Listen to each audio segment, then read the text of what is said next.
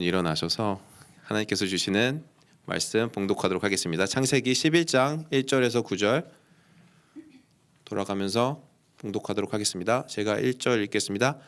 온 땅의 언어가 하나요 말이 하나였더라.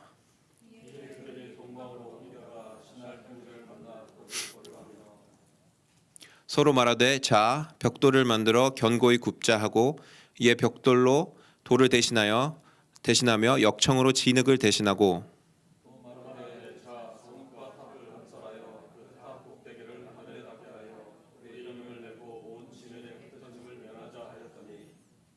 여호와께서 사람들이 건설하는 그 성읍과 탑을 보려고 내려오셨더라. 여호와께서 이르시되 이 무리가 한 족속이요 언어도 하나이므로 이같이 시작하였으니 이후로는 그 하고자 하는 일을 막을 수 없으리로다. 자 우리가 내려가서 거기서 그들의 언어를 혼잡하게 하여 그들이 서로 알아듣지 못하게 하자 하시고 여호와께서 거기서 그들을 온 지면에 흩으셨으므로 그들이 그 도시를 건설하기를 그쳤더라. 같이 읽겠습니다. 그러므로 그 이름을 바벨이라 하니 이는 여호와께서 거기서 온 땅의 언어를 혼잡하게 하셨음이니라. 여호와께서 거기서 그들을 온 지면에 흩으셨더라. 아멘. 이제 그래도 다시 은혜로 이끄시는 하나님이라는 제목으로 노태한 목사님께서 말씀 전해주도록 하시겠습니다.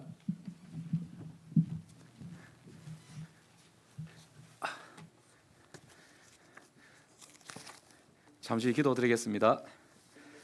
사랑해 주님 감사드립니다.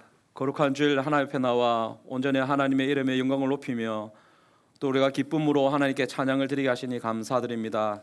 오늘 이 시간 우리 가운데 성령님께서 함께하여 주셔서 우리의 마음이 주의 말씀을 받기에 귀한 마음밭이 되게 하여 주시고 또 오늘 이 말씀을 통하여 우리가 한 주간 살아갈 때 힘이 되며 하나님의 말씀에 순종하는 귀한 믿음의 백성으로 살아가는 우리의 삶이 되게 하여 주시옵소서.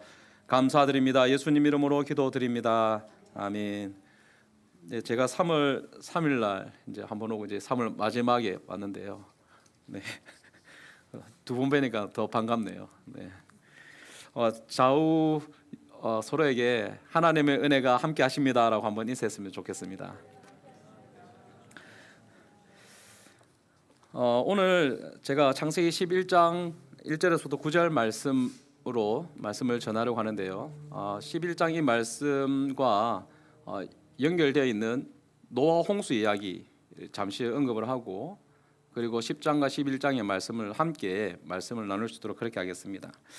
창세기 6장부터 9장에는 우리가 너무나 잘 아는 노아에 대한 말씀이 있는데 노아의 에피소드 가운데 노아의 홍수의 이야기는 성경의 많은 역사 기록들 가운데 빠질 수 없는 이야기입니다.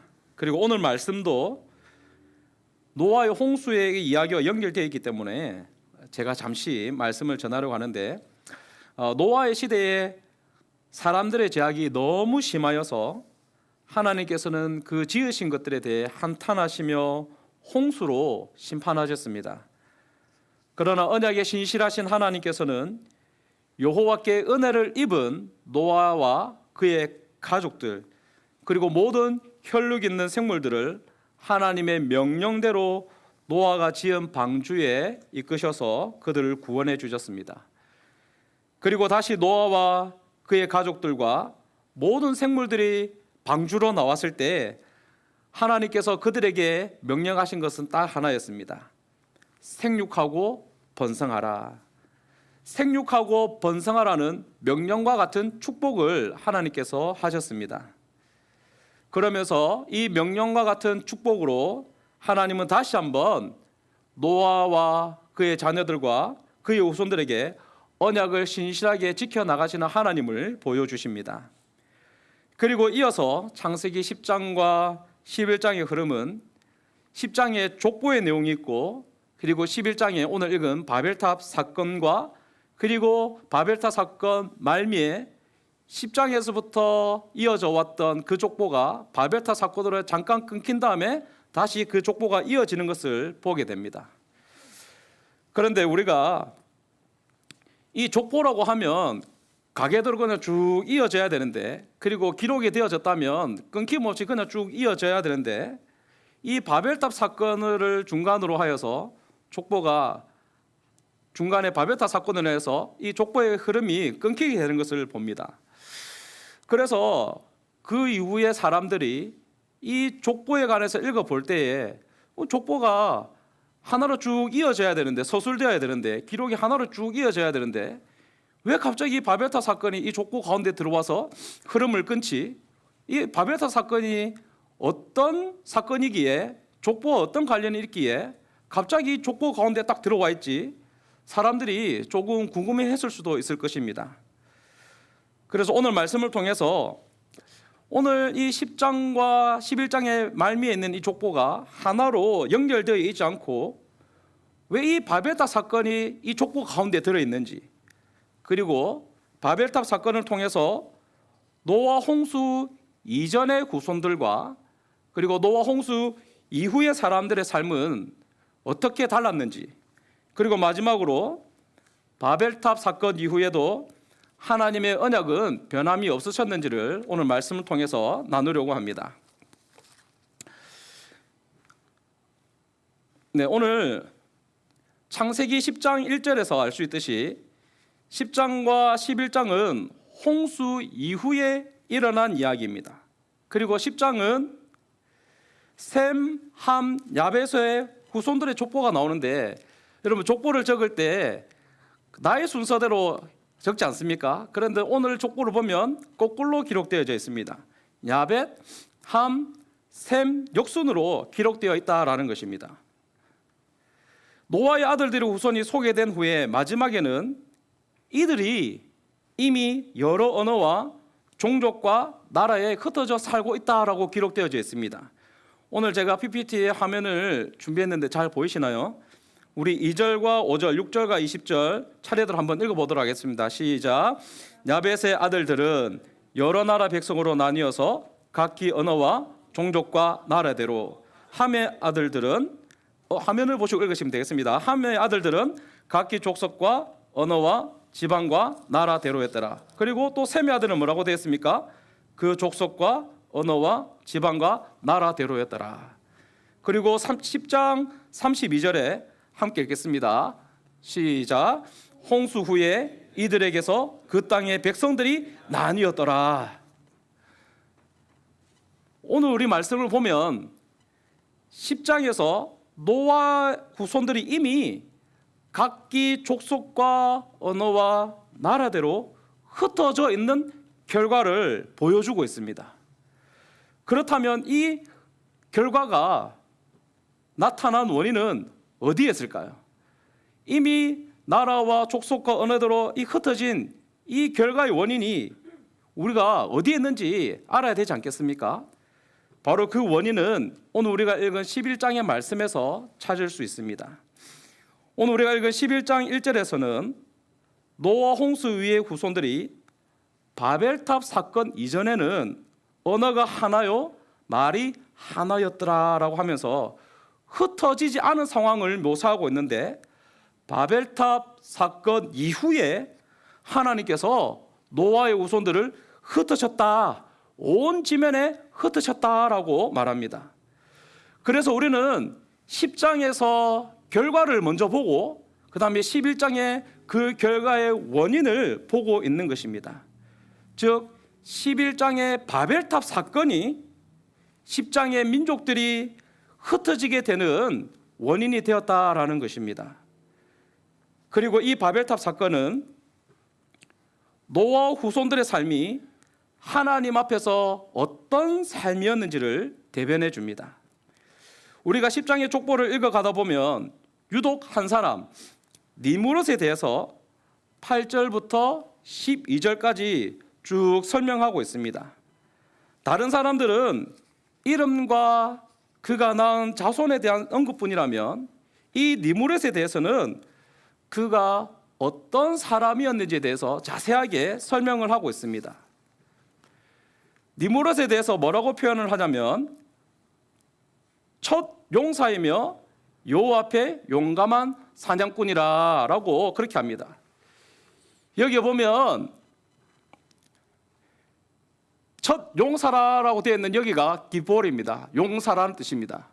그리고 9절 말씀 보면 기볼 자이드라고 되어 있는데 기볼은 용감한 사냥꾼입니다. 그러니까 사냥의 용사라고 지금 니므롯을 표현하고 있습니다.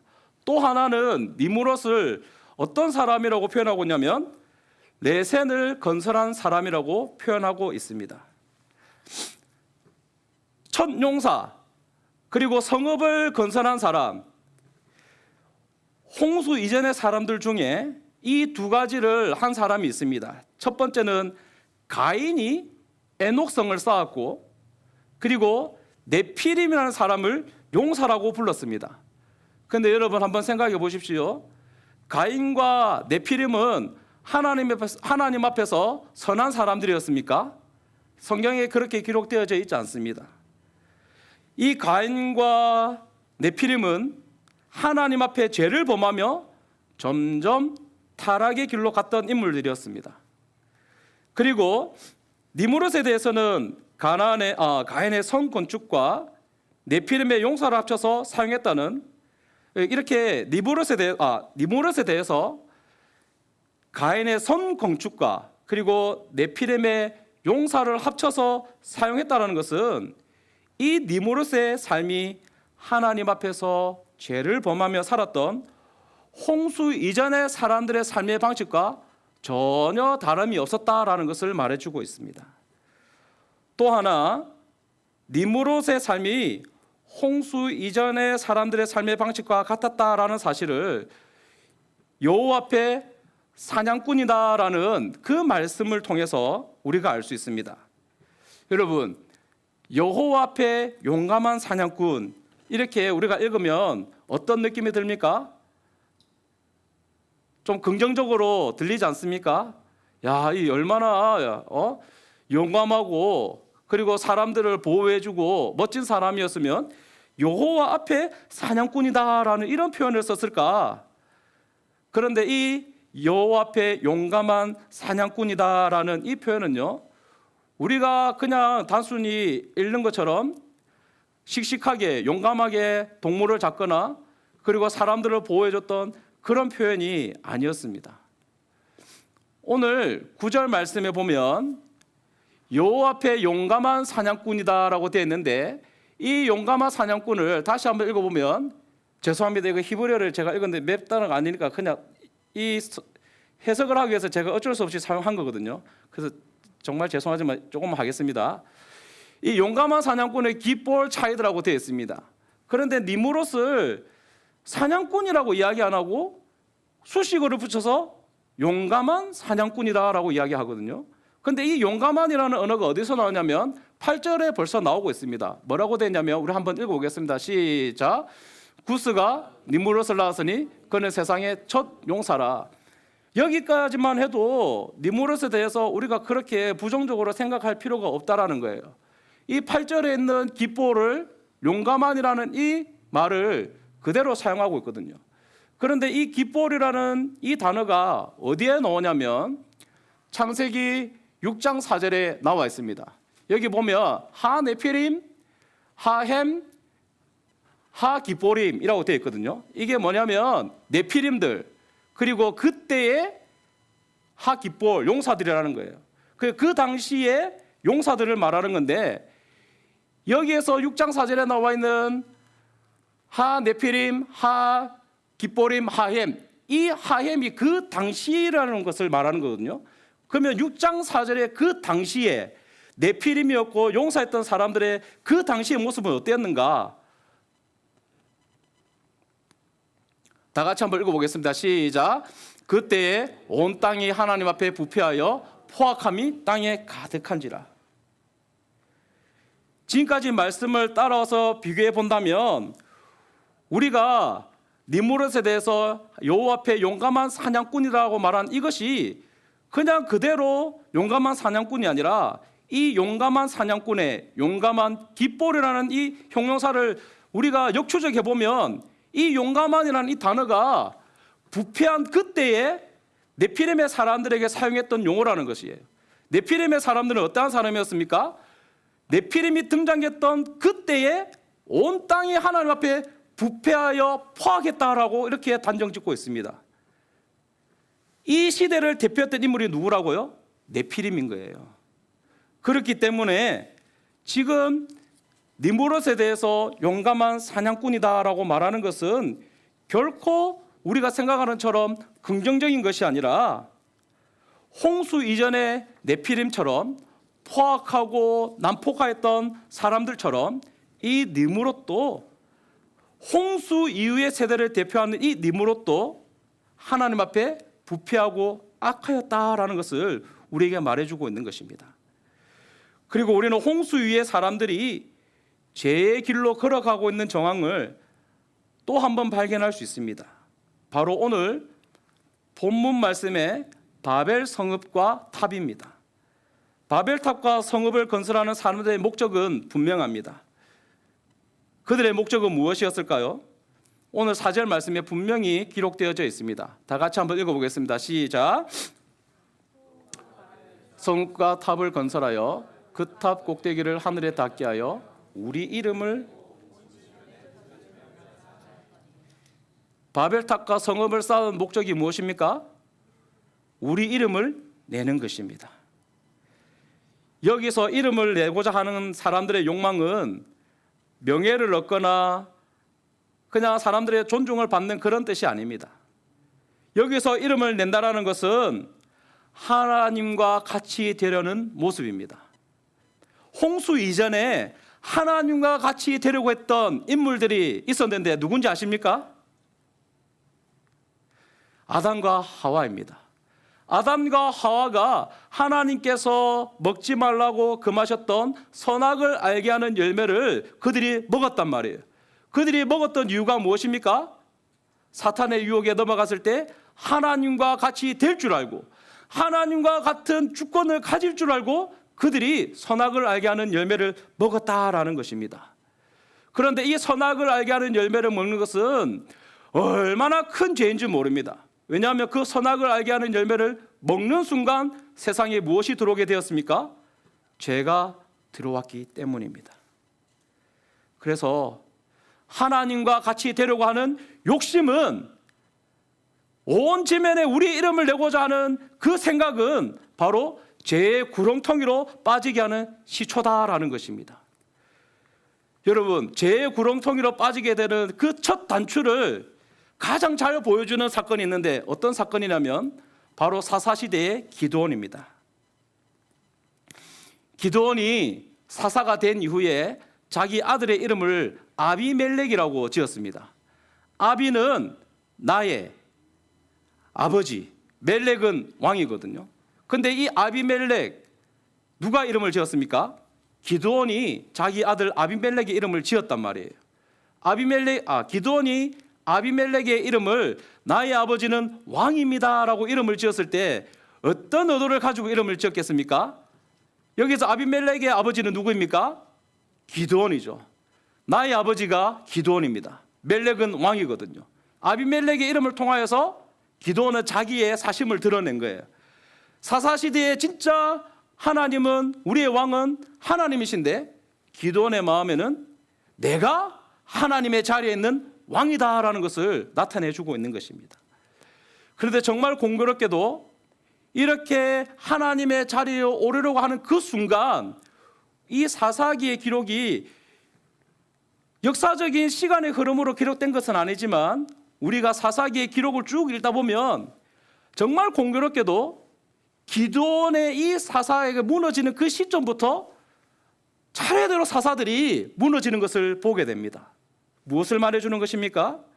하나님과 같이 데려가는 그 순간은 바로 내가 죄의 문을 열고자 하는 그 첫 출발점이기 때문에 하나님과 같이 데려가는 그 자체가 큰 죄악이다라는 것입니다.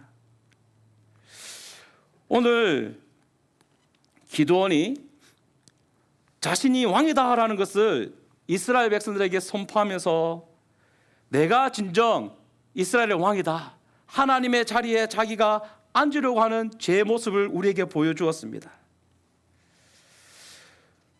오늘 이런 죄의 문고리를 잡으려고 하는 이런 모습이 노아 홍수 이전의 사람들과 노아 홍수 위의 사람들 사이에서 전혀 변함없이 똑같은 모습을 보여주고 있다라는 것입니다. 그리고 또 이 바벨탑을 쌓은 두 번째 목적이 있는데 그것은 온 지면에 흩어짐을 면하기 위해서입니다. 우리 한인 커뮤니티가 잘 이루어져 있지 않습니까? 그런데 우리가 흩어지기보다 한인 커뮤니티 안에서 똘똘 뭉쳐서 이렇게 함께 신앙생활 하는 것이 좋은 것 아니겠습니까? 그렇게 생각해 보면 바벨탑 사건에서도 우리가 흩어지기보다 서로 모여서 힘을 합쳐서 서로 도와주고 살아가는 것이 뭐가 그리 나쁜 일이겠습니까? 그런데 하나님의 말씀은 그게 아니다라는 것입니다. 온 지면에 흩어짐을 면하자라는 것이 하나님의 명령에 완전히 반대되던 사람들의 모습이다라는 것이에요. 왜냐하면 하나님께서는 아담과 하와를 창조하셨을 때 우리에게 명령하신 것이 있거든요. 그것이 무엇입니까? 생육하고 번성하라입니다. 생육하고 번성하라라는 이 말씀은 어떤 의미입니까? 똘똘 뭉쳐서 우리의 경계를 지키며 벗어나지 말자라는 그런 뜻이겠습니까? 아니에요. 하나님께서는 생육하고 번성하라는 이 말씀은 하나님의 백성으로서 온 지면에 흩어져서 각자 한 사람 한 사람이 하나님의 영광을 드러내는 삶으로 살아가야 된다는 것을 우리에게 말씀하고 있는 것입니다. 그런데 노아 홍수 위의 사람들은 여전히 그 마음의 생각과 계획하는 모든 일이 하나님의 말씀에 벗어난 죄악의 길을 걸어갔습니다. 그리고 오늘 성경에 기록된 하나님의 말씀을 통해 다시 한번 우리는 노아 홍수 이전과 이후의 사람들의 모습을 정확하게 비교해 볼 수 있습니다. 노아 홍수 이전의 사람들에 대한 하나님의 평가가 창세기 6장 5절에 나와 있는데 그의 마음으로 생각하는 모든 계획이 항상 악할 뿐임을 보시고, 그리고 노아 홍수 위의 사람들에 대해 하나님의 평가가 동일합니다. 8장 21절에 이는 사람의 마음이 계획하는 바가 어려서부터 악함이라. 11장 6절에 이후로 그 하고자 하는 일을 막을 수 없으리로다. 하나님께서는요, 너무나도 마음 아프시겠지만 바벨성과 탑을 쌓는 사람들의 모습을 보시며 노아 홍수 이전의 사람들과 노아 홍수 이후의 사람들의 모습이 별반 차이 없이 똑같다라고 평가하셨습니다. 그래서 하나님께서는 바벨 성읍과 탑을 쌓는 지속적이고 반복적인 제 모습으로 하나님의 자리에 앉으려고 도전하는 홍수 전과 변함없는 노아의 후손들을 더 이상 놔둘 수 없다라고 판단하셔서 오늘 말씀에 보면 하나님께서 뭐라고 말씀하십니까? 내가 바벨탑을 직접 보러 가겠다. 하나님께서 직접 강림하셨습니다. 즉 하나님의 주권적인 역사를 펼치십니다. 그래서 그들의 언어를 혼잡케 하셔서 사람들을 온 지면에 흩으셨습니다. 그런데 여러분, 제 표정이 너무 밝지 않습니까? 이쯤 되면 좀 암울하고 슬픈 표정으로 이야기를 해야 되는데 제가 아이고 너무 잘 됐다, 하나님 정말 잘하셨다, 지금 이런 마음으로 저는 설교하고 있거든요. 여러분, 하나님께서 온 지면에 흩으신 이 주권적인 역사는 노아 홍수 위의 사람들에게 정말로 재앙이었을까요? 그들에게 정말 심한 벌이었을까요? 우리 아이들도 그렇게 이야기합니다. 노아 홍수 지나고 이렇게 바벨탑 사건 성경 말씀 읽을 때 하나님이 안 흩어지셨으면 우리가 힘들게 이렇게 안 해도 되는데, 아빠도 영어 안 해도 막 이렇게 잘 할 건데 그렇게 이야기하거든요. 그래서 저도 한 번씩 그런 생각이 듭니다. 공부할 때 제가 금요일날 이제 논문 디펜스를 끝냈거든요. 겨우 이제 끝냈단 말이에요. 그러면서 언어가 정말 힘들다, 그런 생각을 하면서 한 번씩 이런 생각을 저도 어리석게 할 때가 있어요. 바벨탑 사건만 아니었어도 그런 생각을 하는데요. 여러분, 정말 바벨탑 사건 하나님께서 언어를 혼잡케 하시고 사람들을 흩으신 것이 지금 우리에게 재앙이었을까요? 우리는 하나님께서 언어를 혼잡케 하시고 사람들을 온 지면에 흩으신 장면을 창세기 12장에 바로 왕에게 나타나신 하나님의 사건과 비교해 볼 수 있습니다. 여러분, 창세기 12장에 아브라함이 자기의 아내 사라를 누구에게 속였습니까? 누이라고 그 왕에게, 바로 왕에게 속였습니다. 그런데 여러분 한번 생각해 보십시오. 하나님께서 아브라함을 부르실 때에 내가 너를 복의 근원이 되게 하겠다. 그리고 너의 씨로부터 내가 후손을 내가 만들겠다라고 말씀하셨거든요. 그런데 만일에 아브라함이 그 당시 바로 왕에게 사라를 주었을 때 사라와 바로가 결혼을 하여서 자녀를 낳게 된다면 이 하나님의 약속이 지금 누구로부터 파괴되는 것입니까? 아브라함으로부터 파괴될 위기의 직면에 있는 거예요. 드라마로 같으면 주인공이 아주 큰 위험에 노출되어 있는 그 순간이에요. 그런 그 순간에 하나님께서 직접 바로 왕에게 나타나셔서 사라와 함께 동침하지 못하도록 하나님이 직접 막으신 거예요. 하나님의 주권이 없었다고 한다면 지금 아브라함의 후손은 우리에게 있을 수 있을까요? 아브라함의 후손이 없다면 아브라함에게 나타날 그 씨가 나중에 어디에까지 이어집니까? 예수 그리스도까지 이어진단 말이에요. 그러면 하나님께서 약속하신 메시아의 그 구약에서부터 이루어질 그 메시아의 약속이 완전히 사라지게 될 그 위기에 하나님께서 직접 나타나셔서 하나님의 주권적인 역사 가운데 구속의 계획을 이루어가고 있다라는 것입니다. 이게 은혜입니다. 그래서 오늘 하나님께서 바벨탑 사건에 직접 강림하셔서 그들을 흩으신 것은 바로 창세기 9장 1절과 7절에 생육하고 번성하라는 하나님의 그 명령을 하나님이 직접 성취하고 계시는 거예요. 사람이 너무 죄악으로 가득 차 있고 죄악으로 무능력해져 있으니 하나님이 보다 못해 직접 나셔서 생육하고 번성하라는 하나님의 그 명령을 직접 이루시고 계시는 거예요.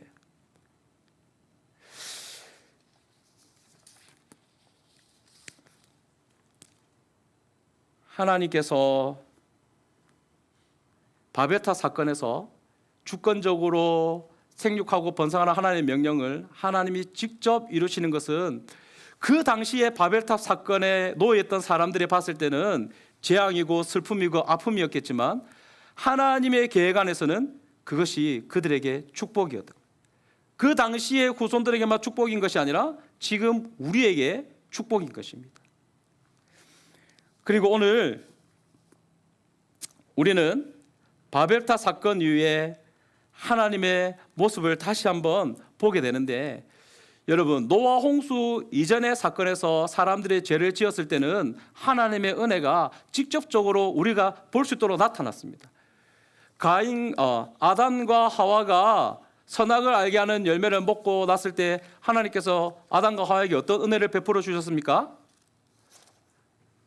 가죽 옷을 입히셔서 에덴 동산에 추방시켰단 말이에요. 그냥 추방시킨 것이 아니라 가죽 옷을 입히셔서 추방시키셨어요. 가죽 옷을 입었다는 것은 어떤 의미가 있습니까?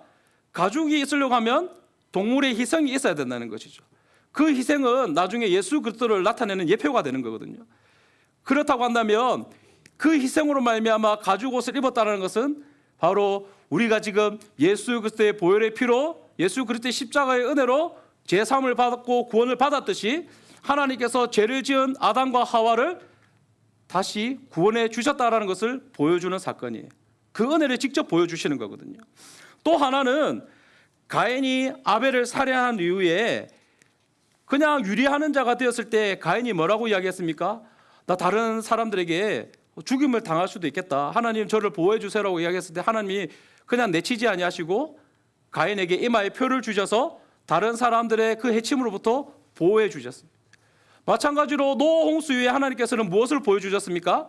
무지개의 언약을 통하여서 내가 더 이상 물로 심판하지 않겠다라는 하나님의 약속의 은혜를 보여주셨거든요. 그런데 오늘 바벨탑 사건에는 하나님의 그런 직접적인 은혜가 우리 눈에 보이지 않습니다. 눈을 씻고 봐도 바벨탑 사건 이후에 하나님께서 이 후손들에게 어떤 은혜를 베풀어 주셨는지에 대해서 직접적으로 보여주지 않으세요. 그런데 이 바벨탑 사건이 두 족보 사이에 있는 구조를 통해서 우리는 하나님의 변함없으신 은혜를 찾을 수 있습니다.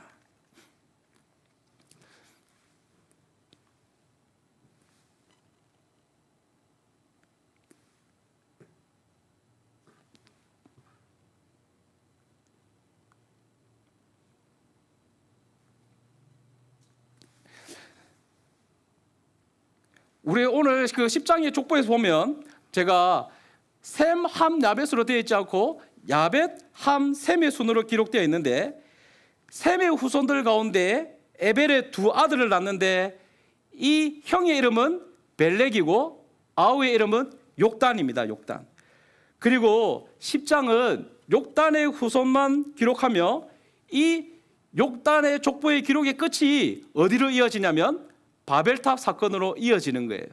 그리고 나서 바벨탑 사건이 나타나고, 그리고 바벨탑 사건이 끝난 후에 11장 10절부터 어디까지 이어지냐면 바로 벨렉의 후손들이 기록되어졌는데, 이 벨렉의 후손들이 이제 아브라함까지 이어져 있는 거예요. 이건 무엇을 이야기하는 것이겠습니까? 마지막에 셈의 족보를 둠으로써 셈의 후손들 중 벨렉의 후손들에게 하나님의 언약이 변함없이 흘러가고 있는 것을 보여줍니다. 누구를 보여줌으로써요? 아브라함을 보여줌으로써. 그래서 하나님은요, 우리에게 지금 하나님께서는 이 바벨탑 사건을 중간에 둠으로 인하여서 이 바벨탑 사건의 욕단의 후손들에게서는 죄악의 후손들의 모습을 쭉 보여주지만, 이 바벨탑 사건을 기점으로 해서 이제 벨렉을 통하여서 아브라함까지 하나님의 변함없으신 약속을 우리에게 보여주고 있다라는 것입니다. 그런데 여기서 끝나면 너무 좋겠죠. 해피엔딩으로 이제 하나님께서 우리가 죄 가운데 있으면서도 변함없이 우리를 사랑하시고 은혜 가운데 이끄시는구나. 역시 하나님은 신실하신 분이셔. 우리가 죄 가운데 있지만 우리를 살아날 구멍이 있어. 이렇게 해피엔딩으로 끝날 수 있겠지만, 하나님은요, 드라마의 복선과 같은 그 장치를 하나 딱 두시는데, 그것이 무엇이냐면 데라의 이야기를 마지막에 딱 두십니다. 데라의 이야기를 두면서 하나님은 이제 노아 홍수 위의 사람들뿐만 아니라 오늘날 살아가는 우리에게도 하나님이 말씀하시는 것이 있다라는 거예요. 여러분, 데라는 누구입니까?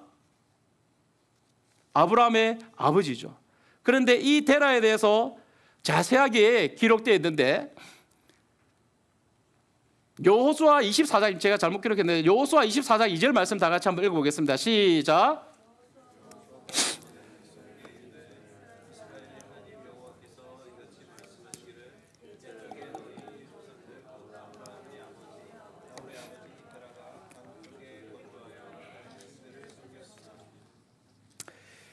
하나님의 은혜로 언약이 신실하게 이어지는 이 족보에, 이제 이 족보가 정말 깔끔하게 딱 마침표를 찍으면 좋겠지만 오게티같이 데라가 딱 기록되어져 있거든요. 데라는 어떤 사람이라고 했습니까? 하나님 외에 다른 우상신을 섬겼던 사람이다라고 기록되어져 있습니다. 이걸 보면서 이 족보가 꼬였네, 이 집안 안 되겠네, 이렇게 평가하겠습니까? 아니라는 거예요. 이 데라를 딱 마지막에 둠으로 인하여서 너희들은 여전히 변함없이 연약하고, 너희들은 여전히 죄 가운데 유혹을 받을 수밖에 없는 존재들이고, 노아 홍수 이전의 사람들의 삶과 노아 홍수 후의 사람들의 삶을 너희들이 보지 않았느냐? 그들이 변함없이 똑같은 죄의 길을 걸어갔던 것처럼 너희들도 그럴 수 있다라고 하나님이 우리에게 말씀하시는 거예요. 그렇다고 한다면 우리는 그럴 수밖에 없는 존재구나 라고 하면서 무너질 수밖에 없을까요? 아니에요. 하나님께서 다시 한번 바벨탑 사건을 통하여서, 그리고 10장과 11장의 족보를 통하여서 변함없이, 그럼에도 불구하고 하나님의 은혜를 흘려보내주셨던 것처럼 지금 우리 가운데서도 변함없으신 하나님의 은혜가 흘러가고 있는 줄 믿으시길 바랍니다. 그래서 우리는요, 이 데라처럼 무너질 수 있고 하나님 앞에 죄를 지을 수 있는 그런 연약함이 있지만, 우리가 그 연약한 가운데서도 하나님을 더욱더 신실하게 붙들고 살아갈 수밖에 없는 이유는 하나님의 은혜가 있기 때문입니다. 그런데 그 하나님의 은혜를 붙잡고 있는 우리는 어떻게 살아가야 될까요? 제가 말씀을 묵상하는 가운데 시편 19편 4절의 말씀이 기억이 났습니다. 이 말씀에 나의 반석이시요 나의 구속자이신 여호와여 내 입의 말과 마음의 묵상이 주님 앞에 연락되기를 원하나이다 라는 이 다윗의 고백을 읽으며 오늘 우리가 노아 홍수 위의 사람들과 다른 삶을 살 수 있겠구나라는 것을 느낄 수 있었습니다. 여러분, 내 입의 말을 지키는 것이 얼마나 힘든지를 아시죠? 다른 거는 다 제어 잘 할 수 있어도 이 세치어를 제어를 못할 때가 많다라는 거예요. 남을 쉽게 비난하고 헛듣고 그리고 다른 사람을 쉽게 얕잡아보고 때로는 이 세치어가 다른 내 몸은 가만히 있는데 입안에서 너무 말하고 싶어서 말하지 않아도 돼. 내 과시욕, 내 이야기, 내 자랑들 다른 사람들의 형편과 상황은 개의치 않냐고 내 하고 싶은 이야기 다 하고 싶은 그런 것이 내 입에 다 있단 말이에요. 이게 죄의 시작이 될 수 있습니다. 사랑하는 성도 여러분, 오늘 우리가 하나님의 자녀로 살아가기 위해서 지켜야 할 것이 하나 있다고 한다면 여러분의 입을 지킬 수 있는 사람이 될 수 있기를 소원합니다. 여러분의 입술이 하나님의 말씀을 묵상하는 입술이 되어서 변함없으신 하나님의 은혜를 신뢰하며 그분의 말씀에 순종하기로 따라가는 우리 모든 성도님들 될 수 있기를 간절히 소원합니다. 이제 말씀을 맺도록 하겠습니다. 사랑하는 불려진 교회 한인 성도 여러분, 하나님은 제 가운데 있는 백성들을 포기하지 아니하시고 하나님의 주권적인 역사를 이루시면서 주권적인 역사를 베푸시면서까지 그들을 하나님이 구원해 주셨어요. 오늘 우리의 삶에서도 여러분들이 저 10년의 그 깊은 곳까지 죄의 구렁텅이에 있다 할지라도 하나님은 여러분들을 건져 올리실 줄로 믿습니다. 그런데 그 하나님께서 우리를 건져 올리신다 할지라도 우리가 여전히 변함없이 살아간다고 한다면 하나님께서 바베타 사건의 그 백성들을 보시면서 너무 마음 아파하셨던 것처럼 하나님이 아파하실 수도 있어요. 그렇기 때문에 오늘 여러분들의 삶이 정말 하나님의 신실하신 하나님의 은혜를 붙들고 살아가는 자라고 한다면 그 은혜에 응답하며 반응하며 살아가는 여러분의 삶의 걸음이 될 수 있기를 간절히 소원합니다. 이제 우리가 이 교회 예배의 문을 열고 세상 속으로 나아갑니다. 세상 속으로 나아갈 때 여러분의 입술을 조심할 수 있는 성도님들 될 수 있기를 소원합니다. 여러분의 입술이 하나님만을 찬양하는 입술이 되기를 주님의 이름으로 축복합니다. 그래서 여러분들의 입술을 통하여서 다음 주에 이 자리에 나왔을 때 변함없으신 하나님을 경험하는 그 고백이 여러분의 삶 가운데, 여러분의 고백 가운데 넘쳐나기를 주님의 이름으로 축복하겠습니다. 기도드리겠습니다. 사랑해 주님 감사드립니다. 변함없으신 신실하신 하나님의 그 은혜의 약속을 우리가 붙들고 나아갑니다. 죄 가운데 있다 할지라도 하나님의 그 주권적인 능력과 역사 가운데 우리를 다시 일으키시고 하나님 우리를 다시 구원하여 주셔서 하나님의 영광을 드러내는 그 자리에 우리를 세우시는 하나님의 은혜를 바라봅니다. 하나님, 우리는 하나님 없이는 살 수 없는 존재들입니다. 하나님의 은혜 없이는 한 발자국도 나아갈 수 없는 존재들입니다. 그런 존재인데 우리가 무엇을 자랑할 게 있어서 우리의 입술로 죄를 지으며 우리가 하나님보다 뭐가 나은 것이 있기에 우리가 다른 사람보다 내가 낫다라고 고백하며 하나님 다른 사람들의 아픔을 돌아보지 않고 자기 할 말만 하고 자기의 과식과 자신의 욕심만을 드러내며 자기의 자랑만을 드러내는 그런 우리의 모습 주님 용서하여 주시옵소서. 하나님, 죄의 유혹은 아주 큰 사건으로부터 일어나는 것이 아니라 우리의 삶의 아주 사소한 것에서부터 시작된다는 것을 깨달아서 우리의 삶을 다시 한번 주님께 맡기며 정죄된 모습으로 살아갈 수 있는 우리의 삶이 되기를 간절히 소원합니다. 그리고 여전히 변함없으신 하나님의 은혜를 우리가 신뢰하며 죄 가운데 있을지라도 슬픔 가운데 있을지라도 낙심하고 낭망하는 것이 아니라 지금도 하나님께서 우리를 붙드시고 계신다는 그 믿음으로 일어설 수 있는 우리 모든 성도님 될 수 있게 하여 주시옵소서. 감사드리며 이 모든 말씀 지금도 살아계시고 역사하시는 우리 구주 예수 그리스도의 이름으로 기도드립니다. 아멘. 축도하겠습니다. 주 예수 그리스도의 은혜와 하나님의 사랑과 성령의 교통하심이 여기에 모인 모든 성도들 머리 위에 영원토록 함께 있을지어다. 아멘.